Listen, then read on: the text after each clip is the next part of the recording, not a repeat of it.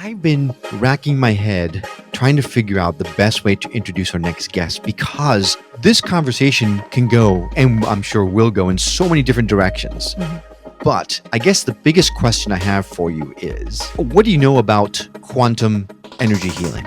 Well, I know that it exists. And that's about where my knowledge stops. Well, that's good. That's good. I mean, because I didn't even know that this thing existed. Now, everyone knows that's listening to the show that I'm all about quantum mechanics and physics and all that kind of stuff. So to me, the term quantum energy healing is super exciting, but I didn't know there was such a thing.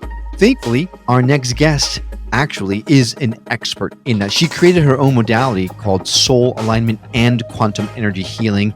She really focuses on activating and elevating consciousness or helping others like light workers, spiritual seekers. She helps them to collapse time, break through barriers, gain infinite power, purpose, really just build themselves into the best versions of themselves. I'm excited to introduce her today. Her name, Tracy Yates.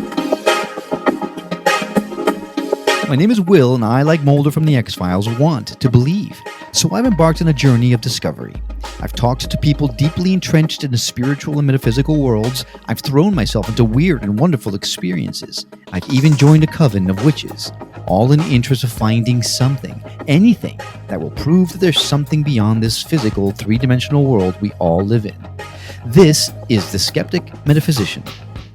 Hey everyone, welcome back to, yes, another episode of the Skeptic Metaphysician, but you knew that because you hit play on this show. So thanks for coming along on this journey of discovery. Tracy, thanks so much for coming on the show. Hi, thanks so much for having me. I'm thrilled to be here. Did I butcher that whole introduction? Is that exactly what I said to you? Is that what you actually do? Yeah, I mean, I do a lot. I have a big spiritual toolbox, is what I say. So I kind of blend all the stuff that people know about, some stuff that people don't know about, and kind of blend it all together to really help people break through their patterns, their limitations, open up their spiritual gifts, and really expand their consciousness. I like the sounds of that, a big spiritual toolbox. I have like that little zipper pouch in my purse, and that's about it. Now, this is not what you started out to do in your life, right? This was something that came on you and almost like blindsided you, right? Yes. So I'll say yes, but there's a piece of it, I've always been very intuitive, which quite honestly, a lot of people are, and they don't realize it. So when I was young, I think I was like 6 or 7, and I had these visions. I'm very clairvoyant, so I see a lot of things of some tragic things happening in my family. And I didn't know what to make of it, obviously, at the time. And when it did come to fruition, as being a young girl, I felt responsible. So I got really freaked out. I never even talked to anybody about it, and never told my family, my parents. I just kind of, shut that part down. So fast forward, I still obviously had it in me, but I just wasn't consciously tapping into it. So I studied fashion. I was a fashion stylist. I started my own marketing agency, which I had for 25 years, working with, the world's largest brands that you're seeing here every day. And I use my intuition all the time in that business, and I think people don't, again, realize that our intuition is an innate skill we all have. So fast forward 2018, I had a sort of interesting experience with a cat. The cat started sharing some things with me and kind of said it's time. And of course, like anyone that would be startled by that and not used to that, you would question it and wonder, did someone put something in my tea? Right? Wait. I gotta stop you. Okay. What did the cat share with you that freaked you out? I mean, did the cat talk to you? Did it telepathically talk to you? Did it open up his mouth to say, "Hey, Tracy, check out the spirit of the universe"? No, he didn't open his mouth, at least not that way. Telepathically. So yeah, he said, it's time. So your cat said it's time. It wasn't my cat. It was someone else's cat. So it wasn't even your cat. It was some random cat. Yeah. Wow. So how did you know that it was the cat talking to you? It was only he and I in the room. and he was staring right at me, and it was a pretty intense look. I almost was, uncomfortable because it was. I'm a little afraid of cats anyway. But anyway, it's another story. But, No, I am too. I didn't know obviously what it meant at the time, but pretty much overnight, all my spiritual toolbox came back online, and it was something that I really couldn't ignore anymore. So I decided to leave my business that I'd built, with grit and hustle and solo for so many years, and really transition into supporting others in different ways. That takes some serious courage. Oh, yeah. Was there ever a point when you said, I'm losing my mind, I don't think this is a smart move? Of course. Of course. I wouldn't be human if that didn't happen. But, it took a lot. Yes, it took a lot of courage. It took a lot of self-trust. But, I always went back to this is all happening for a reason, because this is not, I don't know what traditional is anymore, right? But the stories you hear about these kind of things kind of happening and people coming online, that's not a normal thing where one day it just kind of gets blown wide open. So I just kind of went with it and, found that it was really something that I loved doing. It was something that I was good at. And, it's really goes back into my purpose, and my mission is really, raising the consciousness on our planet. How did you know it was real? Hey, that's my question. I just want to know what to expect when it's my turn. Well, Karen, we can teach you. It's no problem. I'm sure I can teach you very easily. But, I think it's natural. It's natural to question it. Everybody does. And that's the biggest part, the connection and getting the downloads. And that's not the hard part, actually. It's getting out of the way and trusting it. And, that's a process. It takes time. It keeps, things keep happening. You keep having experiences. And then ultimately, you kind of say like, okay, either I've lost it or like, this is really happening. Okay. So here comes Will, right? I got to ask the question because I'm still having a hard time wrapping my head around how you got the first message from the cat. If I'm in a room and I'm looking at a cat and the cat's staring at me and I'm hearing the cat's voice in my head saying it's time, I don't know if the first place I would jump to is the cat is talking to me. I think the first place that I would jump to is I'm losing my mind. I guess what I'm struggling, and I've struggled with this a lot in a lot of these interviews, was it completely, unavoidably, absolutely the cat talking to you? Could it have been your mind or your thoughts, your higher self, whatever it is, acting and bringing these conscious thoughts to you instead of the cat being the one that's giving you the messages? I mean, because I want to hear it. Like, I want to feel it. I want to astral project. I want to hear things in my head. I want to lucid dream. I want to do all those things. And my big question has always been, is it something that you question? You go, am I really thinking that? Or is this real? Or is it like, oh yeah, Will, you are hearing something and there's nothing that can make that not be the case? Yeah, that's a great question. So let's say it wasn't the cat.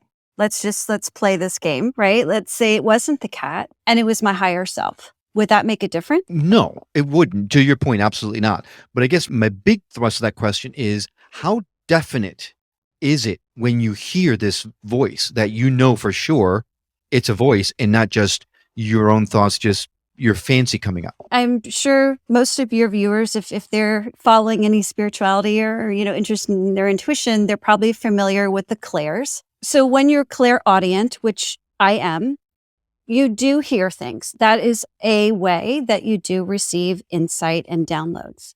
And when you're clairaudient, it often does sound like your voice, not always, but it comes through in an auditory experience. Right. So, I guess to answer your question, how do you know it's real?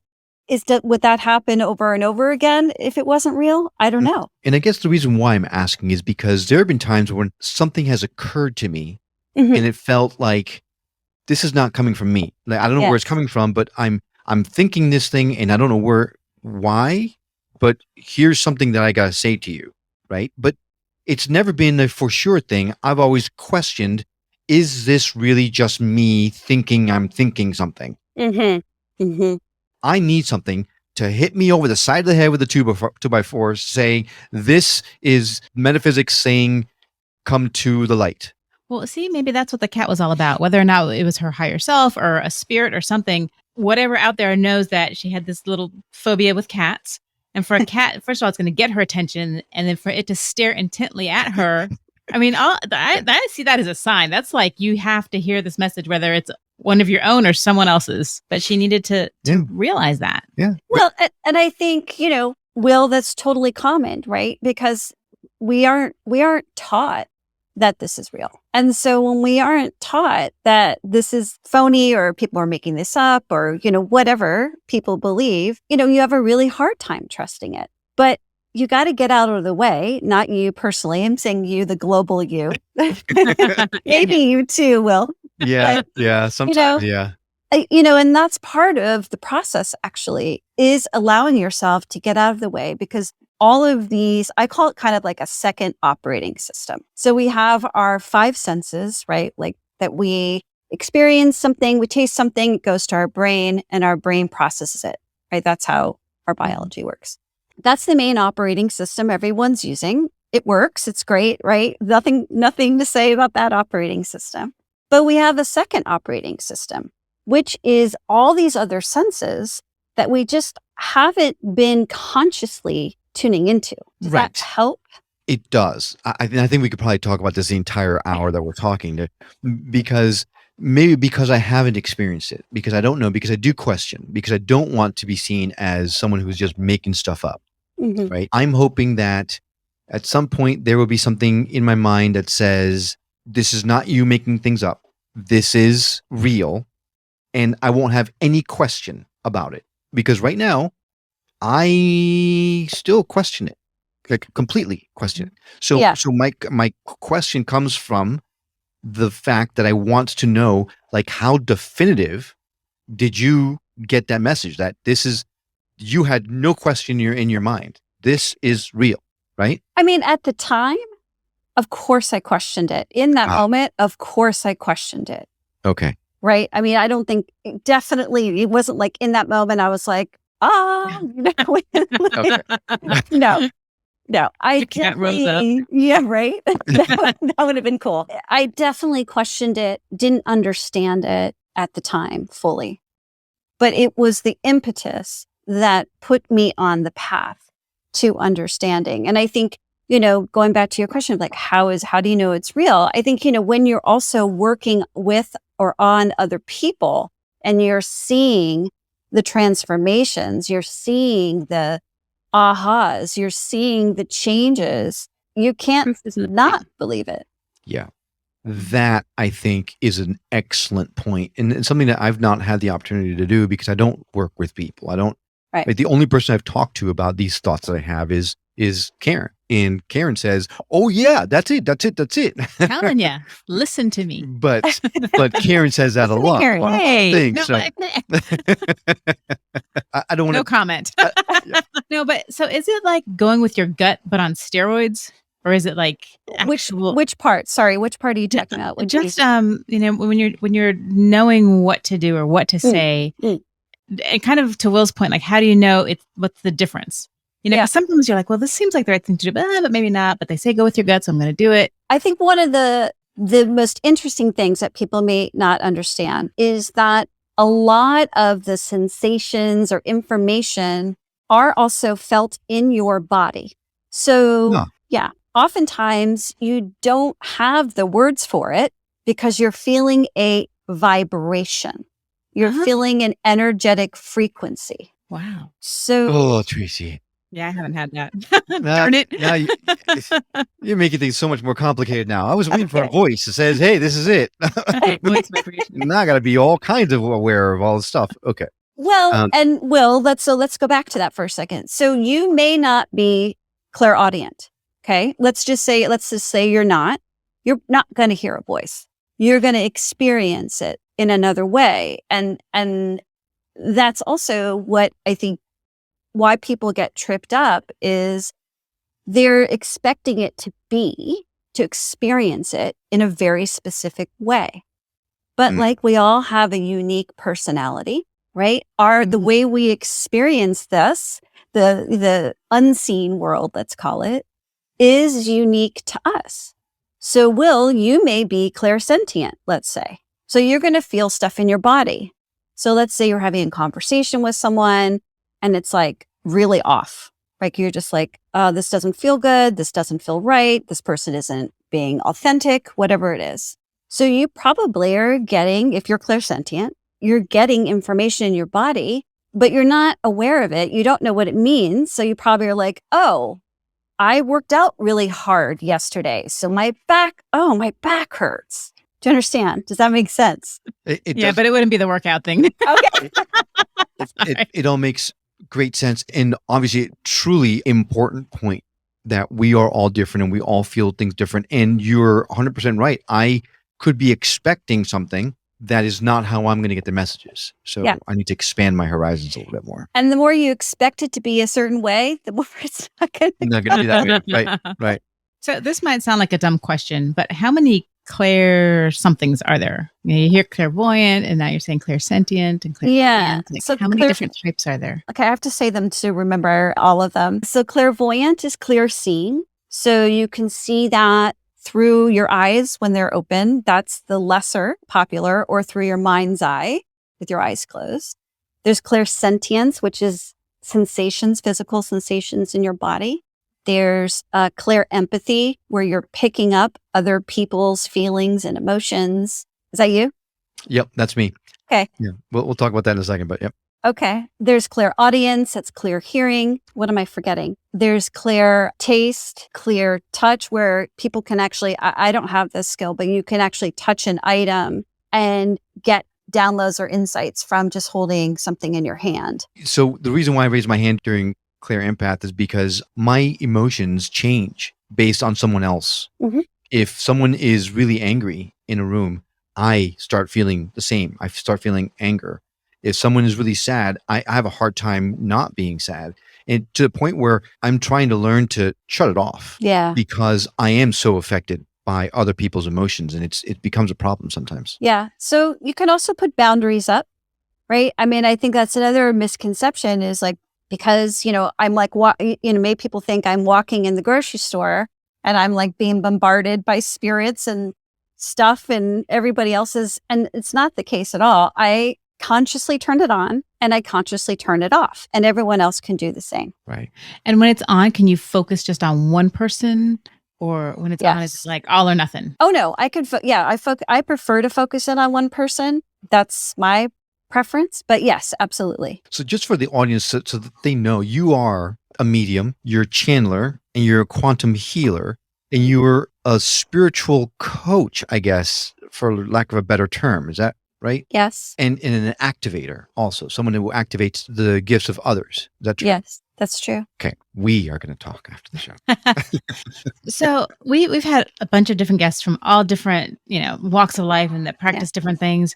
In your experience, have you dealt a lot with negative energies and negative spirits, like the scary stuff? Because we've heard it exists, we've heard it doesn't, and I just would like to know what your thoughts on that are. Yeah, there is dark. There's duality in life, right? Mm-hmm. There is. It's the balance that we're all trying to get to. But that's a whole nother conversation too. But dark, yes, there are dark energies that come in various different forms. They're not fun, but it's also the more you are in fear of them, the more you're going to react to them. So, and the higher that you raise your vibration and are in a positive, non-fearful place, the harder it is for any of that stuff to really affect you. Yeah, we've heard that from several different people. The key is to raise your vibrations, and that's where someone like you comes in, where you help people raise their vibrations to the point where the term ascension gets thrown around a lot. But we're all trying to get to that point at some point. So you do something, you talk about something called higher self mastery, and then your modality is soul alignment. Now, I think I have an idea what soul alignment is, but I'm not sure I've ever heard of higher self mastery. Can you tell us what that is? Yeah, everyone has a higher self. And And that's also often referred as our soul. It's sort of a little bit interchangeable. And that's the person, the soul, the higher self that really knows, right? What's in our best interest, what we're here to experience, what our purpose is, right? Think of it as like, this is such a funny analogy, but think of it as like a little cloud computer, right? With all the information stored in it. And what happens is, we all have an energetic signature that says, I thrive in nature, or I thrive in a city. I'm best suited doing X.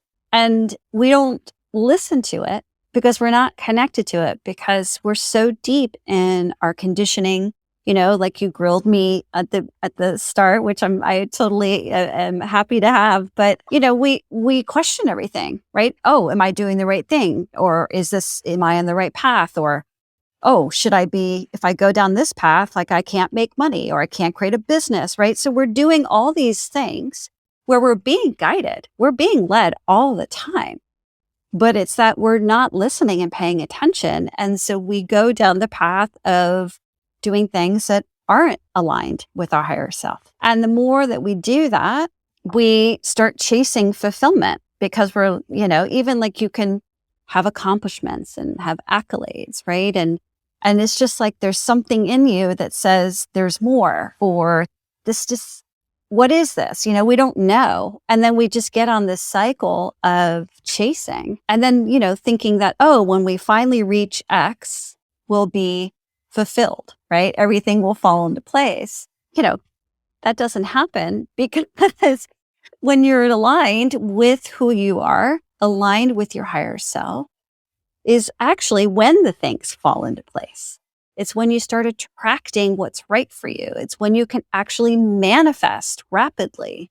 So that's kind of the connection between soul aligned and higher self. So how does someone know what they're supposed to be doing?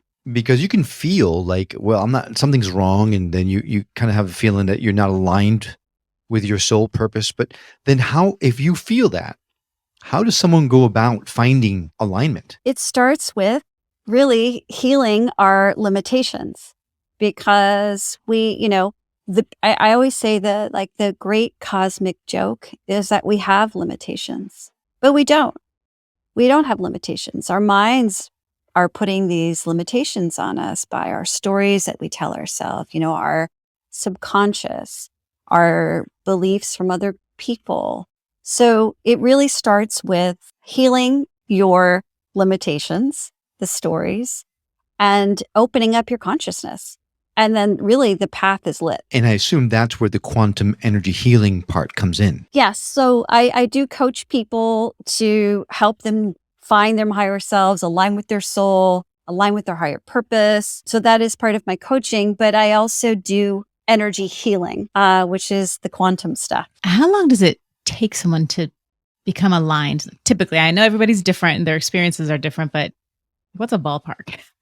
It doesn't take that long. Really, it doesn't. I mean, most of the people that I work with, my clients, we generally work together for 2 months, and we do an intense kind of rapid experience. They change drastically in those 2 months. And it really takes the willingness and the desire. That's really where it starts. Okay. And your clients, are they mostly people that are involved and want to also teach others the practice, or is it like an accountant and a lawyer, or a mix? I'm just curious. So I generally work with people who do not work in the spirit industry with my coaching. Sometimes they do, but generally I don't. Most of the stuff that I'm doing outside of that with energy healing, a lot of it is light workers, where I'm taking them really to their next level. So it's kind of a combination of both. It just depends on the modality, I guess. Is quantum energy healing like Reiki, or is it totally different? It's totally different. Is it? Okay. I had no idea there were so many different types of healing. I'm just learning all Fix these. my back. Yeah. So, I mean, I think also most people who are in the healing modality, they do learn some sort of foundation, but then they tend to sort of make it their own based on their own strengths. So that's kind of how I approach it. I feel like I just created my own brand of medicine, right? But I did channel this modality. I was self-taught by, the spiritual masters and the cosmos. I haven't taken any energy healing classes or anything. Wow. And it's really powerful stuff. Quantum is essentially, if people who don't know, it's the space that's really where there's no limitations. Here I go again, right? I know what you're gonna ask. How? I'm not sure if you do. Maybe not. How? So it's totally different than Reiki, but how is it different than Reiki? Yeah. Because I can't imagine. We had an energy healer on the show a while back who helped with visualization, and we visualized things and it helped healing that way. Then we had someone else who actually just had us lay on the bed, and he's manipulating energies through utilizing other deities to help focus energies into us and things like that. So Reiki, you are channeling universal life energy into the other person, is going through you. And what makes quantum energy healing different? How does it work? I use a blend of sacred geometry, which Sacred geometry, that's another term I have not heard of. Yeah. Will, I'm just blowing your mind today. You really are. I honestly, Tracy, I think we're going to have you back 3 or 4 times, because Probably. we haven't even touched half the topics that we want to talk about, and we're already halfway through this interview. So Yeah. I'm excited because I did really well in geometry. Hey, bring it on. well, and that's a good point. Like, can you deal with it if you were really bad at math in school? Because I was really. That I don't know the answer to that question, but ironically, I was a good student. I wasn't like an awesome student, but I did get an A+ in geometry. So apparently I was onto something at that time. But sacred geometry is essentially using shapes, geometric shapes that emit an energetic frequency. You've got to go into more detail than that. What, like a triangle feels like? Yes. Really? Yes. That's a pyramid. There's so many different shapes, and it's going to be so hard for me to describe without a visual. But, your listeners can definitely Google sacred geometry, because it's not just the basic shapes. So I'll have to Google to get visual.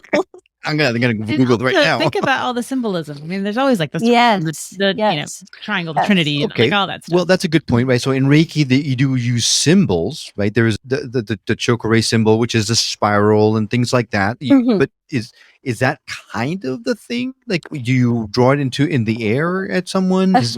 No, I don't draw it in the air. That's what we do in Reiki. We have to draw it in the air. Oh. No, I just connect to the frequencies, the geometric patterns, and there's different ones, and they all have different frequencies. So I may use one for someone and then another for someone else. I don't always know. It's not like an intuitive reading where I'm like getting the full story and like talking about a past life, and like I'm not really. It's really focused on not only clearing, but restoring and upgrading. So the difference with quantum and Reiki is that there is a biological element to quantum. So I go into the actual body. I am not just focused on chakras, and remove things, restore them, and then download new frequencies that upgrade people. Wow, you are really blowing my mind. That's the spiritual matrix. yeah. That's like a spiritual game of operation. It sounds like. I call it spiritual technology. Yeah. And there is a lot of technology. I think, a lot of it hasn't been available to us. And obviously, as you both know, our planet has been going through a big expansion. And as the collective expands their consciousness, we can access more. So it's, everyone's doing a beautiful job. So that's kind of what's happening. And new frequencies, new, more potent, higher dimensional frequencies are becoming available. And I guess that's what people are talking about, the 5D consciousness and things like that, where we're all now, the world is starting to move into a different age. I guess where we're in the age of Aquarius, right? And so many people are waking up. There's so everywhere you look, there's someone else waking up, apparently. Yes. And we've been told on the show, as a matter of fact, that we are close to this shift. Is that your thoughts exactly? Yes. So it's not a finite shift. This is how I look at it. So let's talk about awakening or ascension. You want to go there? Should we go there? Do we have time to go there? Always. Yes, please. Okay. So there's stage one, let's call it that, right? That's where the real sort of like, aha, oh, wow, kind of awakening was happening, where people were really starting to come online. So that was stage one. And when we got to a critical mass of consciousness in the collective, we were then able to sort of transition into stage two. And I refer to stage two as, the new paradigm, where people are really starting to use their higher consciousness, right? And these new frequencies in all industries, developing new technologies, developing different systems. So that's kind of where we are now. So I don't see ascension point A to point B. It's a little bit of an evolution. Right. Those darn gray areas. I just want it to be on or be off, darn it. Yeah. Yeah. Yeah. So then you feel that we're in stage two now. Is that how you're feeling? Yeah. And I think, and stage one is still happening, right? I think these are both sort of coexisting simultaneously. It's not linear. It's not like, okay, we've accomplished this. Now we're going into phase two. We're in the beginnings of phase two or stage two. Stage one is still happening, and people are at different levels of their awakening in stage one. So it's an overlap. I've also been told that is the reason why some people on the planet are having such a hard time with it, because it's uncomfortable for them. Yes, I believe everything is changing. It already is changing. I don't question that. I guess, I try not to stay away from, well, when and how, right? Because there's multiple timelines, there's multiple outcomes. But to answer your question, yes, we are evolving. We are, the consciousness has already reached a point where we were able to go into stage two, right? So it's happening. How long it takes to get to the end game goal, like you want, like the end timeline will, I don't know. I think there's a lot of stuff that needs to happen and to change, and, even down to infrastructure. And that's, I don't even know what analogy to use there. It's like steering 10 Titanics or something, but yes, it is difficult. But I also think, it's more difficult to stay than to change. I would agree with that. I think that's why people are getting really angry, the ones that are not changing, because now they're afraid. There's a big fear that comes along with it. We just talked to someone recently about her spiritual awakening and how difficult it was. And we did talk about the fact that every birth is messy and uncomfortable and hard. And a spiritual birth is no different than a physical birth. And her story was similar to yours, where she thought she was losing her mind. She left behind her whole life to go somewhere else to try to come to grips with all this thing, and then came back with really good understandings and amazing gifts that she's now sharing with the world. So there's precedent for all this that we're talking about. But I need an end game, right? I need a finish line that says we've made it. And I don't know, I know we're not going to get that. And that's uncomfortable for someone like me. Yeah. Yes, I hear you. You talked about the sacred geometry. Thank you. And you talked about each shape having different frequencies and things like that. Is that what you consider to be energy? You mentioned that energy clearing is just a tip of the iceberg, right? What did you mean by that? Everything is energy. I think we should start there, because I think, energy sometimes feels very esoteric, because most people cannot see it, right? You can't see it with your eyes. Right. Some people can, but most people cannot. It's mostly felt. And so I'm trying to think of the best analogy here. Like, one frequency could take 2 paragraphs in written word to explain. Wow. So it's really hard to use our language and say this energy is blah in one word, because it's much bigger than that, right? So everything is energy. Our bodies are energy. Our thoughts are energy. Our words are energy. Nature is energy.